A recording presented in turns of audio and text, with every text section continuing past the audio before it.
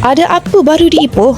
Siapa je tak tahu Jalan Sultan Idris Shah, antara laluan utama bila di Pekan Ipoh. Tapi kali ni kita nak bawa anda semua ke Port Makan Baru, betul-betul dekat lorong Gerbang Malam. Kalau sebut Ipoh Dim Sum, mesti ramai dah kenal kan? Owner yang sama dengan Ipoh Dim Sum ni dah buka satu lagi kedai makan, konsep yang sama, Chinese cuisine, tetapi di sini lebih fokus kepada dessert dan comfort food. Jom kita tengok apa yang kami order. Antaranya Premium Dim Sum. Pilihan set dim sum yang nampak lebih eksklusif dan ada 2 jenis untuk set ni, Fried Dim Sum dan Premium Dim Sum. Selain tu, signature dim sum dia pun ada, yang ini steam selection dan ini crispy selection. Selain dim sum, pau pun ada. Ni macam comel kan? Sayang pula kita nak makan. Dah try dim sum? Ini dia antara menu favourite kami, Chion Fan Udang. Rice noodle roll dia memang semua dengan udang dia yang jumbo macam ni. Memang puas hati kalau dapat portion macam ni. Selain tu, kami cuma mala lamb, mala chicken dan mala beef. Pedas je guys, memang rasa betul-betul authentic food macam di China. Set ni korang boleh makan dengan nasi atau macam kami suka hidup macam ni. Dan yang ini pula Hakka mi tarik. Dekat sini memang banyak sangat pilihan menu mi tarik. Menarik kan? Untuk dessert dia pula, tau fufa dekat sini ada 4 pilihan,